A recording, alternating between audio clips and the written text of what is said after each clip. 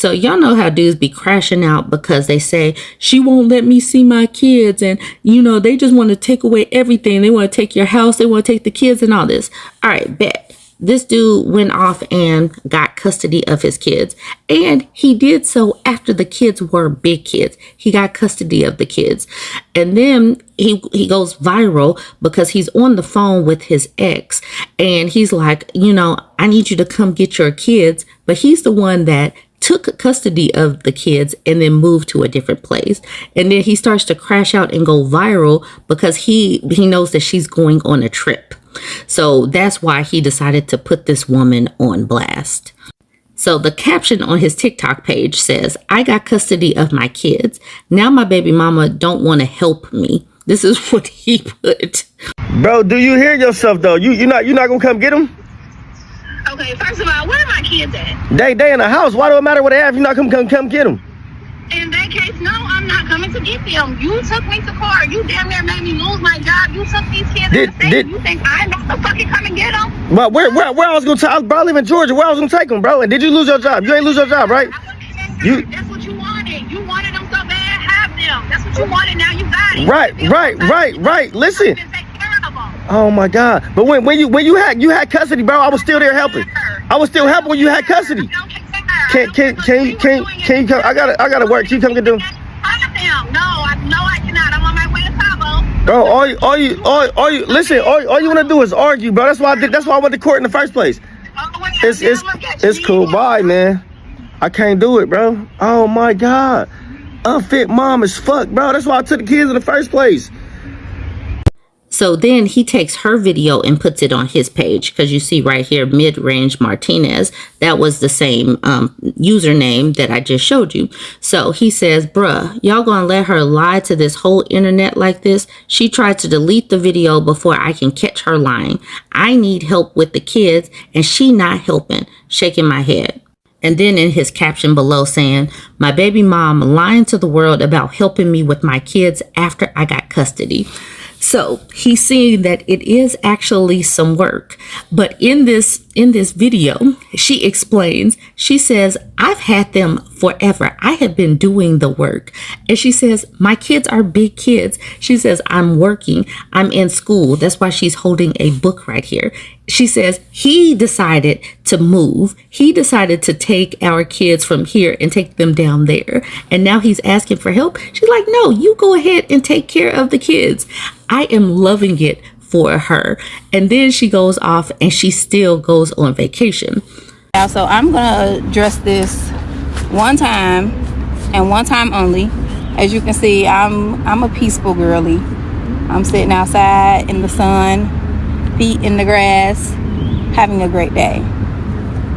So I know y'all seen that video of my baby daddy on the phone damn near in tears because I wouldn't go and get the kids. Mind you, he knew that I was going on my trip because my kids have been speaking about me and my kids have been speaking about this trip. I talk to my kids every day.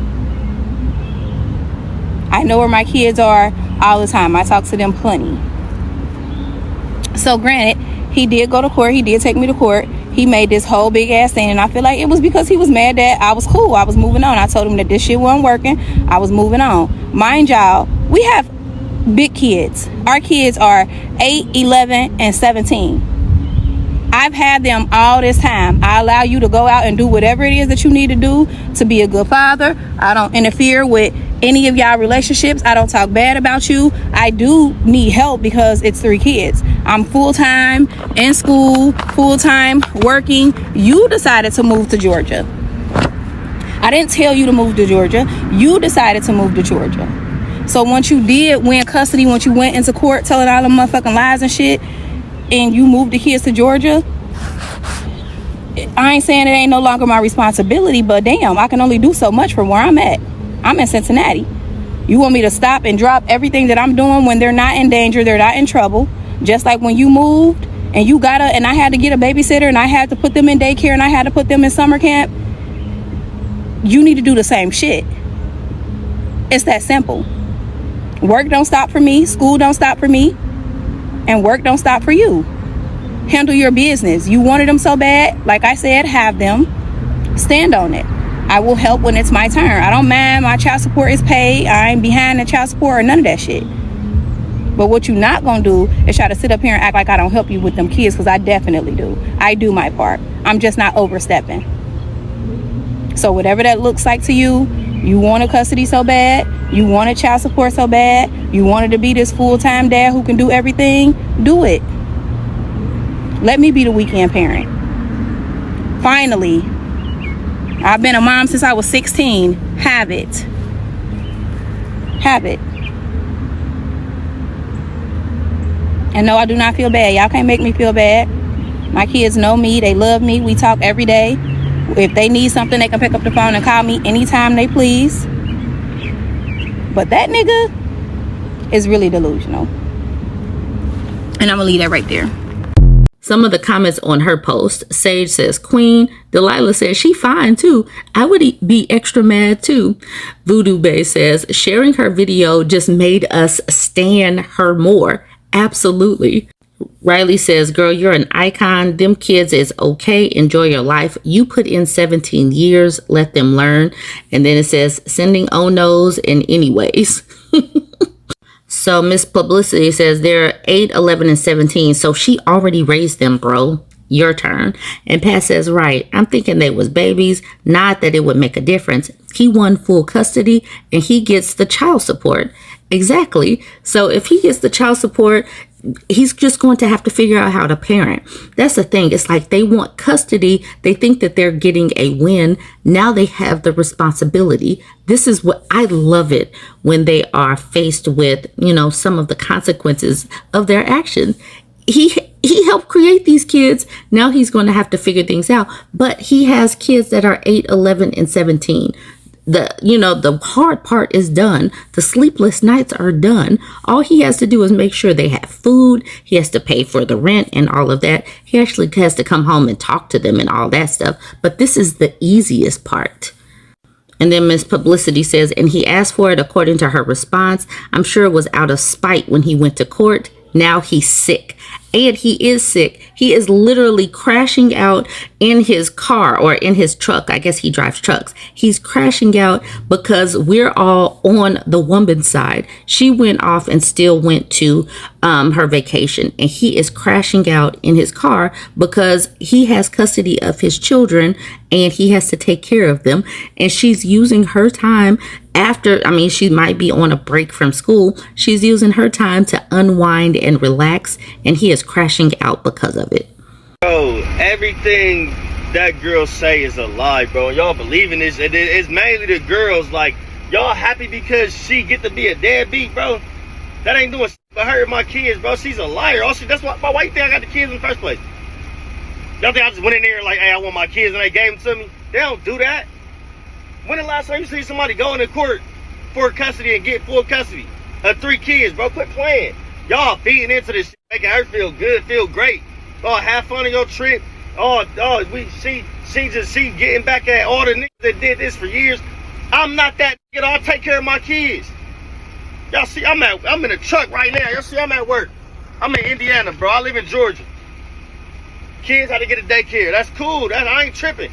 I just wanted her to step up a little bit and help me out, bro. Because when y'all had the kids, y'all want the dads to help out, right?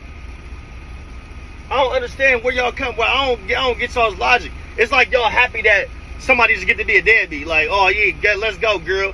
Don't get them kids.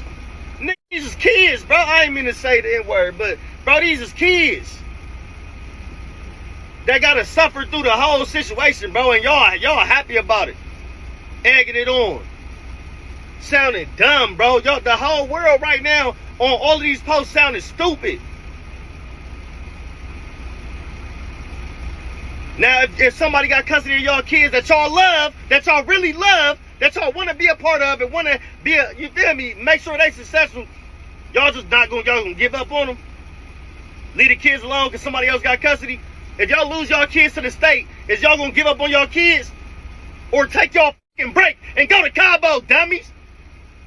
Y'all, and I ain't mean to say that either, but y'all pissing me off, bro, for real. Y'all pissing me off, bro.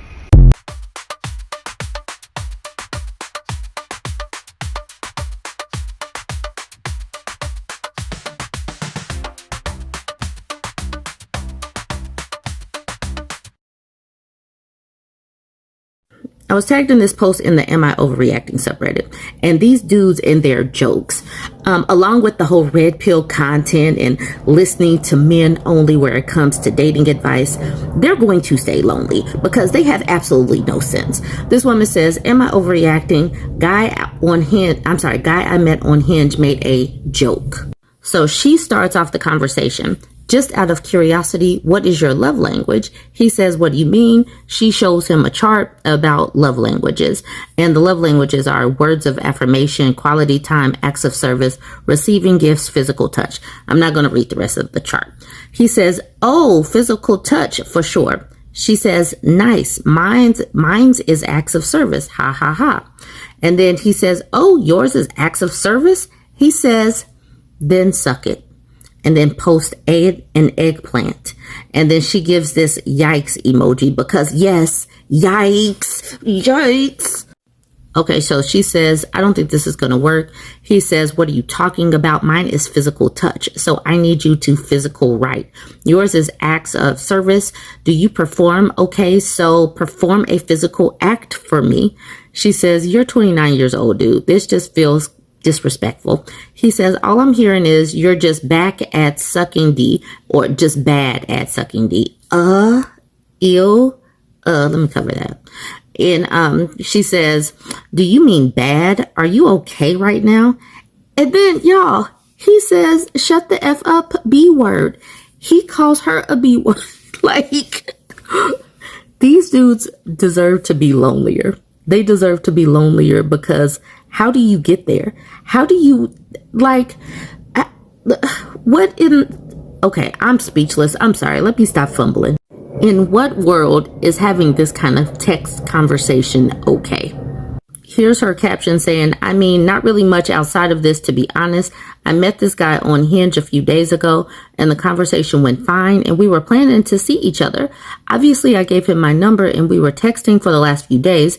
And I just felt the need to ask his love language because as an act of service girly, most of us are misunderstood. So, and then cry face emoji. Did I take what he said too seriously or was I okay to just immediately shut him down? Obviously, you're okay to just shut him down. He's 29 years old. That's old enough to know and understand that you don't talk to somebody like this. You don't talk to somebody that you know like this, like know in a relational sense. And you especially don't talk to somebody that you've never even met. What is wrong with these people? Make them lonelier. Katie Minecraft says, how stupid can you be? Referring to him. So physical touch is his choice, which means he prefers receiving physical touch as a way to feel loved. But he thinks your preference is about what you like to give to others, not what you prefer to receive. That's with all the other ignorant stuff he said aside too. This guy is a waste of time, space, and energy, and anything else anyone cares to add. How could you possibly be overreacting? Bad Moon Rising says, and to go straight to sucking D, physical touch is so much more than that. Shows me he didn't read anything beyond the word physical and automatically equated it to getting a BJ. Duct Tape Sanity says, yep, exactly. I also like physical touch, but that is way different than my sex drive. For me, when I'm having a bad day, it really helps that my partner will place his hand on my head or stomach and it comforts me. If he had made the joke with a better delivery, because it was not delivered as a joke, then backed off and gave a real answer, fine, just a bit of dirty humor. But he doubled down on it. He sounds like he has the emotional maturity of an only child at their first day of preschool. ETM says, honest question, is it common for people to actually choose something on here? I feel like all of these are equally important for me. Gifts least of all, but I still appreciate anything thoughtful. Even if I had a preference, I would never voice it. My partner is really lacking in all of these areas, but it would be completely meaningless if it wasn't organic and sincere. Vampire Shark Attack says that's because love languages are a pseudoscience. Everyone understands and values affection in all those forms and other forms, and how any specific gesture is received also depends on the context. This whole paradigm was invented by a minister who wanted to reduce all marriage problems to simple miscommunication, and love just isn't that simple. I skipped some of the comments to get to this because I'm going to wrap this up, but I needed y'all to know and understand that yes, the whole love languages thing, it is popularized, but it's rooted in Christianity and a minister, and you can take all of this with a grain of salt, because yes, a lot of these things are important, but life is not this simple. ETM says, oh wow, a minister came up with this, haha, now I'm understanding it so much better, thank you. And with that, I'm ending this because the whole love languages piece of the text message wasn't as important as seeing how crude that man was. Like, why are you acting like that? And you just met someone. Ugh. Okay, let me know what you think about this one. Y'all know how we have these conversations about how these conservative men, how these Christian men go after the feminists or the liberal women, and they have a whole church full of women that they can choose from. Well, that's what Camden Webb is speaking on, but from the flip side of the unpicked women, the pure women, the women that are just there, just holy and sanctified and just ready to just open up for them. All right. So Camden Webb says, the way Christian men be passing over virtuous women to pursue Jezebels should really be studied. So she is a little peeved. The Millionaire Ray says, y'all don't have the razzle dazzle we need to balance our serious call in life. I need the fun and the energy. And to that, Camden says, so let me get this straight. You think a Jezebel has more razzle dazzle, so you'll let her unalive you rather than find a saved woman who is fun? So she's like, she's the embodiment of I'm not like the other girls. And so then the Millionaire Ray says, she's not about to unalive me. We actually have a lot of fun. I want to talk about the Bible and be around church people all day. And then my homie Sand is just laughing. Afro Deja Vu says, that sounds like you're a worldly man versus one who walks with God. Saint in 7 says, yo, this comment is wild, LOL. So many of these women who were born and raised in purity culture, they really think that if they do the right things, they're going to find love. But these Christian men are still men. Men are still men. They're still not going to necessarily treat you right simply because you did everything right. But they are still sitting up here watching the women who are out here living their best life, partying, doing what they want. They're actually finding men if they want to.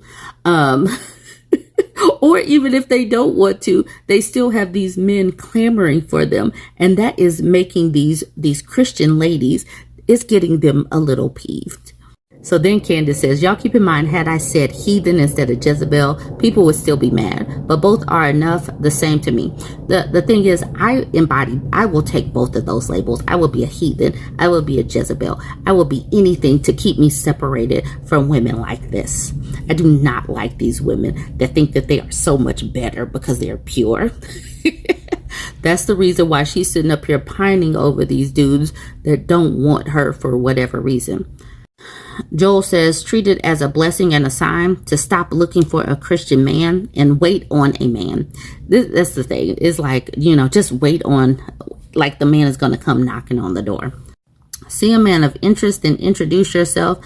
Until then, he won't know you exist because you weren't looking.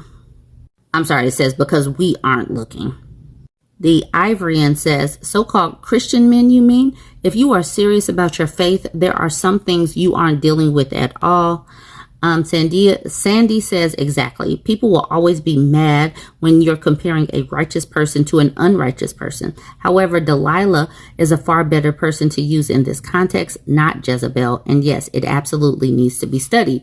See, that's the thing.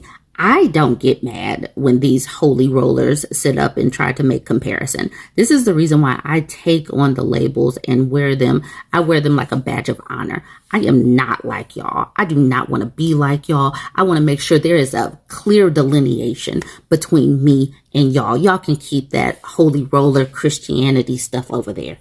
And then Candace says, Delilah, Jezebel, Potiphar's wife, the promiscuous woman in Proverbs, all of them, sis.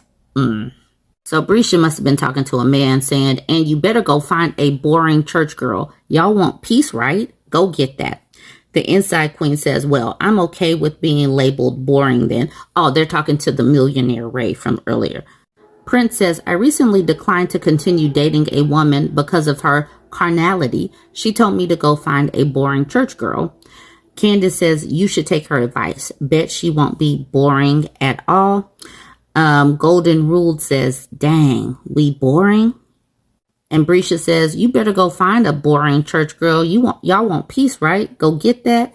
The inside queen says, well, I'm okay with being labeled boring then. Danielle said, yeah, y'all tend to think church girls are boring. That's sad. But then Binary Berry says, the way I read his post, he is quoting what the lady said, not necessarily him calling us boring. What do I know? Goes back to my regular life. And then Candace said, a lot of y'all think this only applies to unmarried men, and it shows. Oh, okay. Infidel says, maybe they prefer a woman who doesn't talk about other women because she can't get a man. Bam. And I'm going to leave it at that. Me and this expression right here, that is exactly it. And I'm going to read that again. Maybe they prefer a woman who doesn't talk about other women because she can't get a man. Absolutely. I'm over here being a Jezebel and being a heathen and still married. And she over here being a pure church girl and can't even get a man. How sad is that? Go learn some fun ways and maybe loosen it up a little bit. All right, y'all, let me know what you think about this. Like, comment, and share. Australian politician Jim Chalmers has called for cavoodles to be banned in Australia in an effort to stop the nation's birth rate from plummeting even further. This is because more and more couples are choosing to adopt cavoodles rather than have children. However, Chalmers believes that banning all poodle hybrids, especially cavoodles, is the solution to boosting those numbers again. Chalmers says that if couples can't have poodle hybrids, they'll be far more inclined to fill that void by having human babies again.